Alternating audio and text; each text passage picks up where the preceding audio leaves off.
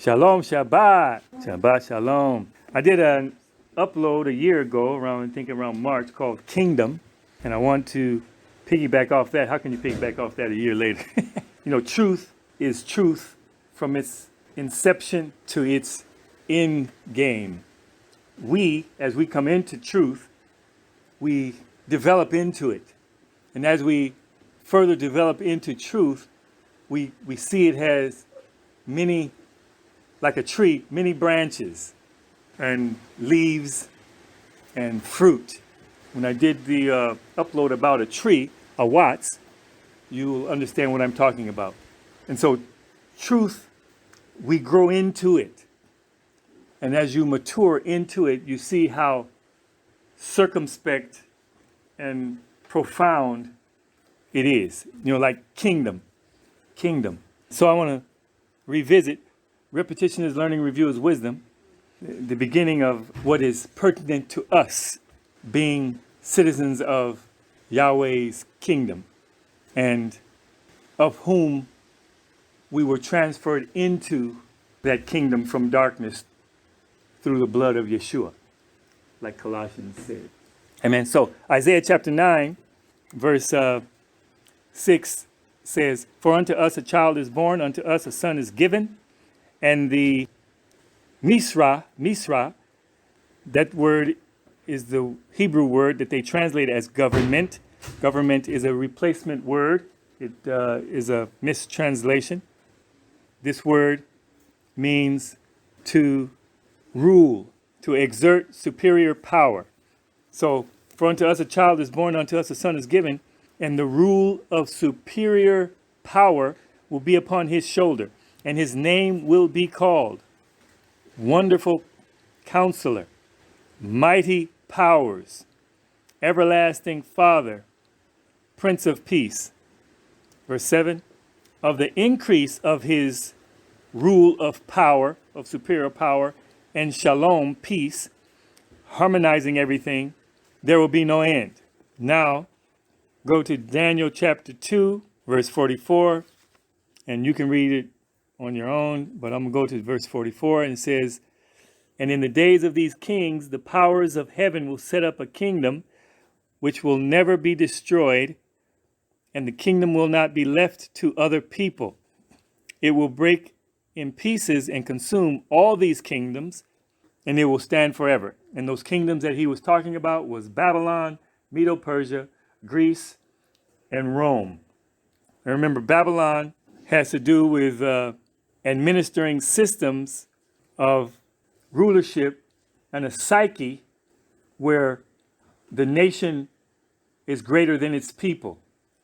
Collectivism versus individualism. You follow?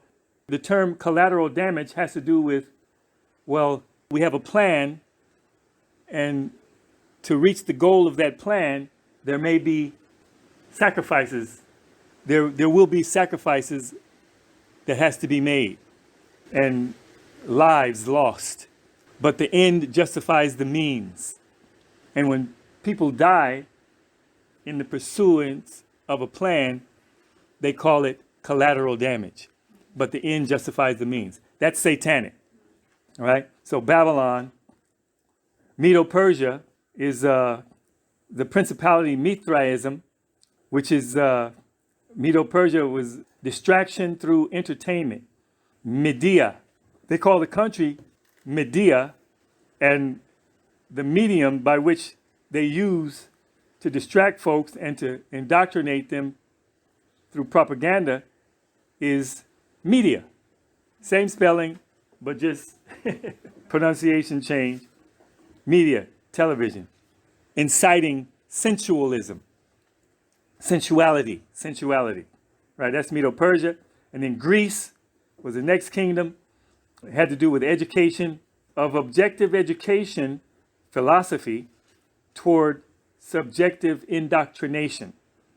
That is the Greek foundation of the education system on the whole earth today, is founded upon the Greek Platonic curriculum, education/evolution. And the end result of it, in its subjects is subjective indoctrination. Okay, and then the last kingdom was Rome, which implemented a judicial system ruled by law and militarism of enforced subjugation. Okay, and so all those kingdoms, Babylon, Medo-Persia, Greece, and Rome, imbibed a philosophy of each one culminating into the psyche of the people. It planted in the minds of its subjects, in its systems, a philosophy of each culminating into the psyche of the people. Okay. So he says, in the days of these kings, the powers of heaven will set up a kingdom which will never be destroyed, and the kingdom will not be left to other people, and it will break in pieces and consume all these kingdoms. Babylon, Medo-Persia, Greece, and Rome, those systems and the philosophy of each is in our mindset today. And it will break in pieces and consume all these kingdoms, and it will stand forever. Okay? And in chapter 7, verse 18 of Daniel says, in the interpretation of Daniel's vision, it says, I'll start at verse 17, those great beasts which are four kings which arise out of the earth. That was Babylon, Medo-Persia, Greece, and Rome, right? The beasts for each one. Babylon, a lion. Medo-Persia was a bear. Greece was a leopard with wings. And Rome was the mixing of each character trait of those previous animals into one and called it a beast, right? Those great beasts, which are four kings which arise out of the earth. Verse 18, but the saints, the Kedoshim, the Kadosh, the set apart ones, the consecrated ones, the ones that are prepared for tasks, the saints of the Most High will receive the kingdom and possess the kingdom forever, even forever and ever. And then look at verse 27. It says, then the kingdom and dominion and the greatness of the kingdoms under the whole heaven will be given to the people, the saints, the Kedoshim, the saints of the Most High. His kingdom is an everlasting kingdom, and all dominions will serve and obey him. Okay, now go to the new covenant, Matthew. So we see in the first covenant prophesying of the kingdom that we know will be set up through Yeshua HaMashiach, who was prophesied in Deuteronomy 18:18 of the Torah. Okay, and so we know Yeshua had said in Matthew chapter 6, verse 31 through 34, and the key verse is verse 33. We all know this verse, right? Matthew 31, Yeshua says, therefore don't worry, saying, what will you eat, what you will drink, or what you will wear? For after all these things, the nations seek after. They say Gentiles. The word in Hebrew is goyim, which is the word for people or nations, right? All these things the nations seek. And he says, because your heavenly Father knows that you need all these things, right? So you shouldn't have to seek after those things. Yahweh, your heavenly Father, knows you need those things. And as our Father, that's his responsibility to provide for his children. Let him do it. Because we have enough to do in what verse 33 says. But seek first the kingdom of powers and his tzaddik, and his righting of wrongs, and his satisfying of objective justice, and his righteousness, and all these things will be added to you. Therefore do not worry about tomorrow, for tomorrow will worry about its own things. Sufficient for the day is its own trouble. Focus in on today, now. Are you in harmony with your Father in heaven through Yeshua HaMashiach? Okay, so we all know that verse, right? Now go to Matthew chapter 16. We all know this verse also, where Yeshua asked his disciples, who do men say that he is? And Peter, inspired, illuminated by the Father, gave him the correct answer. And Yeshua's response in verse 17 says, blessed are you, Simon Bar Jonah, Simon, son of Jonah, For flesh and blood has not revealed this to you, but my Father who is in heaven. Verse 18. And I say to you that you are Peter, and on this rock I will build my called out ones, my assembly, my people who gather to implement a plan, who gather in organized opposition against the forces of darkness in this world. And he says, and the gates of Hades, or Sheol, hell, a holding place for lost souls, will not prevail against it. A gate is a doorway. So the doorway to Sheol, or hell, or Hades, is death. So he's saying death will not prevail against the relationship that anyone has with the Father. Right? And verse 19, key. And I will give you the keys of the kingdom of heaven, and whatever you bind on earth will have been bound in heaven, and whatever you loose on earth will have been loosed in heaven. Okay? So, he says, I give you the keys of the kingdom of heaven. We know in Luke chapter 17, verse 21, synoptic, it's just another facet of the same account, but through the eyes of Luke, who was a doctor. In verse 20, he says, now when he was asked by the Pharisees when the kingdom of powers would come, he answered them and said, the kingdom of powers does not come with observation, nor will they say, see here or see there, looking for it. For indeed, the kingdom of powers is within you. The kingdom of powers is within you. And in Luke chapter 22, 29, Yeshua said, you can read the context on your own, but he said, those of you who continue with me in my trials, who identify with my sufferings, so that they may also identify with the power of his resurrection, right? He says in verse 29, and I bestow upon you a kingdom, just as my Father bestowed one upon me. And we started out in Isaiah chapter 9 about how unto us a son is given, a child is born, his name will be Mighty Counselor, Wonderful, Everlasting Father, and a rule of superior power will be put upon his shoulders. And so that same rule of superior power, Yeshua said that he will bestow upon us in verse 29 of Luke. Now, go to, and this is the passage I want to get at, Matthew chapter 11, right? So he has given us a kingdom. He says that kingdom is within us. Yeah, and it is a rule of superior power. What is kingdom? Kingdom, coming from the verb root malak. We went over this. Malak, mem lamed kaf. Kingdom is a noun. The verb root is malak. The function of it is to consult, to consider differing views, advising, beginning to rule. A king, the intellectual head of people. Yes? And so, if the Father has transferred us out of darkness into the kingdom of the Son of his love, and like it says in Colossians, and Yeshua has bestowed upon us the same kingdom or rule of superior power that the Father has bestowed upon him, and he has established it, and we read in Daniel and in Isaiah that when it is established, of its increase there will be no end.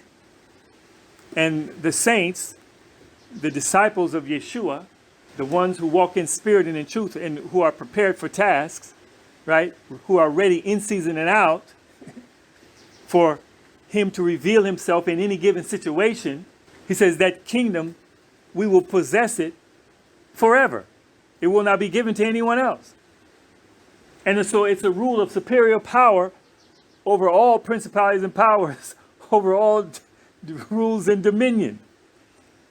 So what are we doing if we claim to be sons of the Most High if we are not ruling?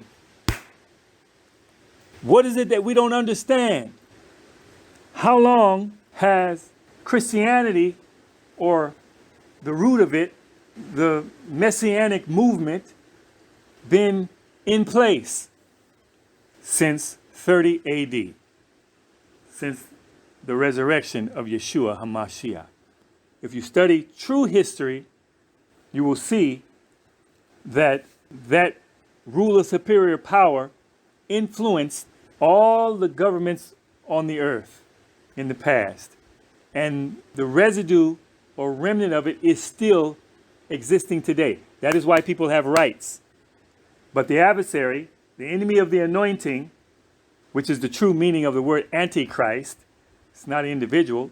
Well, it is any individual who allows Satan to use them to hinder the light or the mighty deeds of the kingdom, which mankind will benefit from. But it cannot prevail against it. I don't know. I don't understand. How come we are in this place that we are in today? Except we don't understand. Churches, religious Christian groups have been around way before our existence. And what we have inherited is a counterfeit. I did the previous upload. Yeshua or Jesus now. Which one is it? Who is reigning? And you can tell a tree by the fruit that it bears. You can listen to that upload and get the gist of what I'm wanting you to perceive, so that we can begin to rule in the reign of Yeshua. Father, teach us how to rule in your reign, because obviously we're failing you. Okay? So now, by the mighty hand of the Most High, he has led me to begin to translate back into the Hebrew perspective the New Covenant writings. And in doing so, in Matthew chapter 11, I see what is one of the contributing factors to why we don't understand. A lot of mistranslations, a lot of adding to and taking away from, which the scriptures warn us against, and a lot of replacement words. Okay, so this passage here in Matthew chapter 11, verse 11 and 12. Yeshua says, "Assuredly I say to you, among those born of women, there has not risen one greater than John the Immerser. But he who is least in the kingdom of heaven is greater than he." Now, John the Immerser, and I did upload on that why I say Immerser instead of Baptist. You can look at that one up on the YouTube channel, Tanakh Wisdom. And it says, but he who is least in the kingdom of heaven is greater than he. What does it mean to be least in the kingdom of heaven? He who is the smallest, he who is the youngest, he is the one who does the least work for the kingdom, the one who doesn't avail himself to be used as much as others. Anyway, whoever it is greater than even John the Immerser, right? Verse 12, and it says, from the days of John the Immerser until now, the kingdom of heaven suffers violence, and the violent take it by force. Now, what does that mean? The kingdom of heaven suffers violence, and the violent take it by force.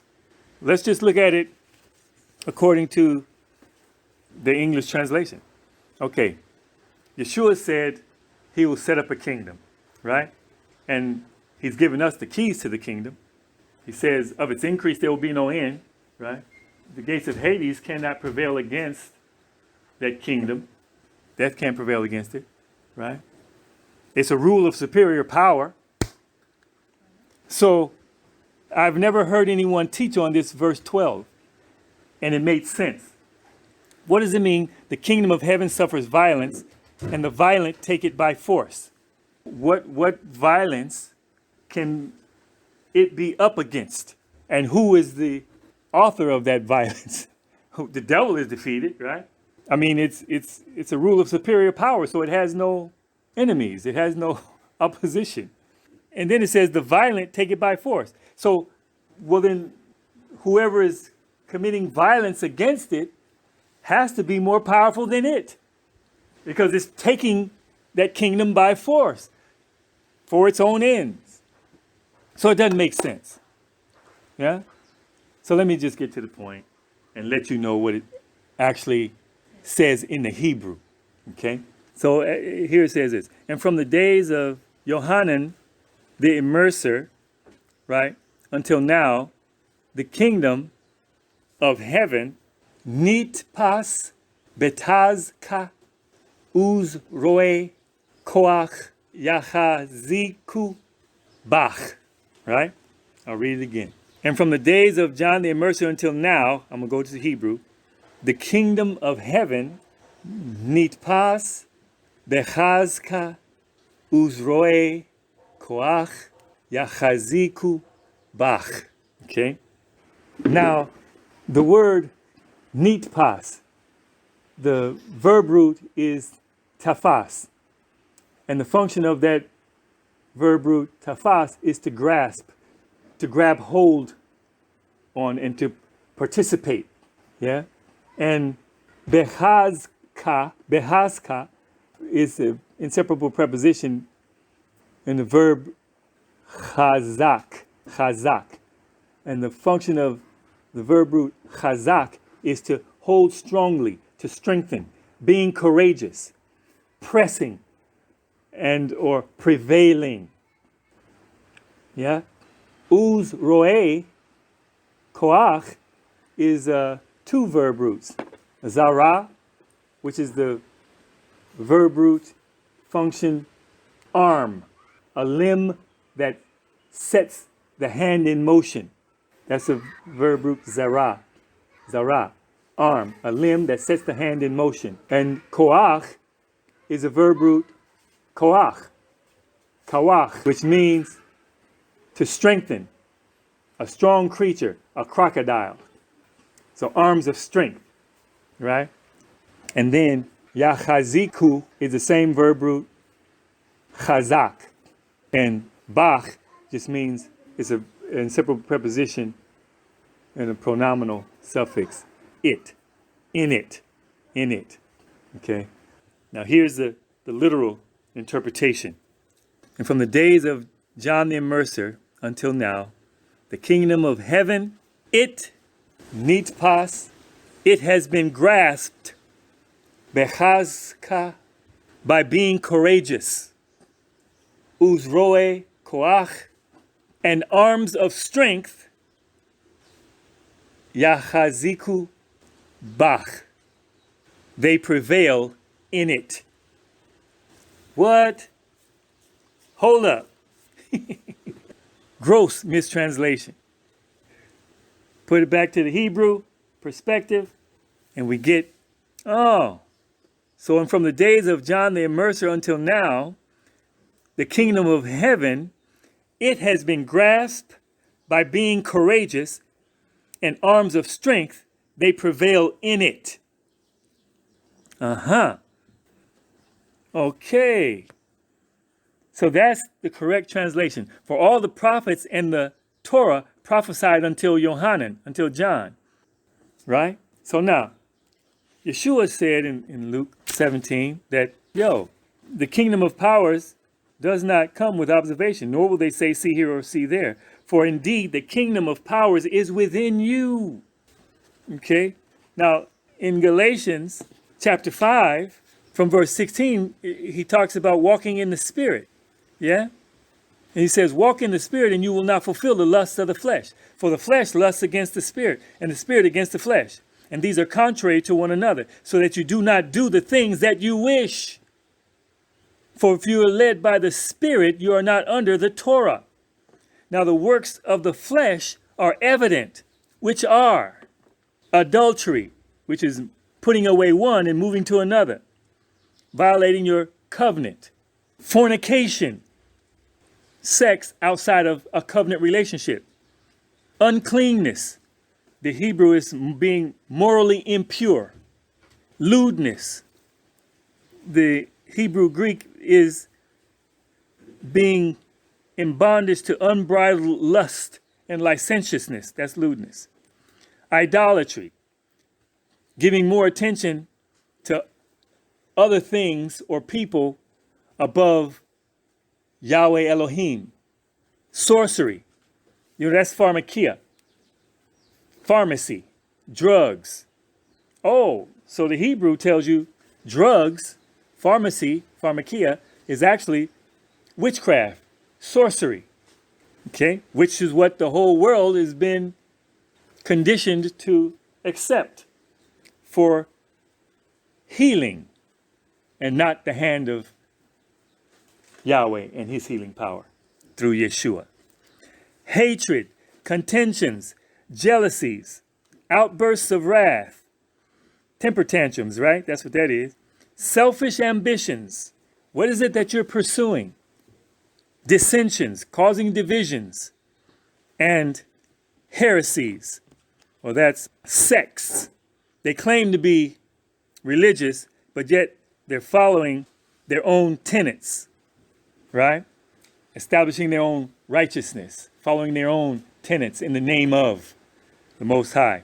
Envy, drunkenness, murders, revelries. Revelries is partying all the time. And the like, of which I tell you beforehand, just as I also told you in time past, that those who practice such things will not inherit the kingdom of powers. That those who practice such things will not inherit the kingdom of powers, will not inherit the rule of superior power. So now we have a little bit more clarity on Matthew chapter 11, verse 12. And from the days of Yohanan the Immerser until now, the kingdom, it has been grasped by being courageous, and arms of strength, they prevail in it, in the kingdom. So we grab hold strongly to and participate in the promises of Yeshua concerning the kingdom. He says, I've given you the keys of the kingdom. So you have to hold on to those keys and use them as the Spirit directs you to, in ruling in my reign. And you can't be weak. You cannot be mamby-pamby concerning these promises, which in Yeshua are yes, and in Yahweh, amen. And so Galatians is telling us where the battle is. You, you have to be courageous not to conform to the cultural norm. And you have to have strong arms of strength, to die to you. It's hard to put down your flesh. It's hard to take up your cross daily and follow the Spirit of Yeshua. Courage is having fear, but overcoming it, coming against that fear that tried to get you to cower down from something. Courage is having fear, but attacking what it is that's trying to get you to cower. You know, I'm going to go into battle, although fear is there, but I'm going to go into battle anyway. I decide to engage because I will not be in bondage to fear. Yahweh doesn't give us a spirit of fear, but power, love, and sound mind. So as I make up my mind to trust in the words of Yahweh, although fear is there, all of a sudden, his divine enablement empowers me to attack the fear. And then I will find what the scripture says, my people fear where no fear was. Man, I was fearing for nothing. There's nothing there. He's given me a rule of superior power over any and everything, over all rulerships and dominions and principalities and powers.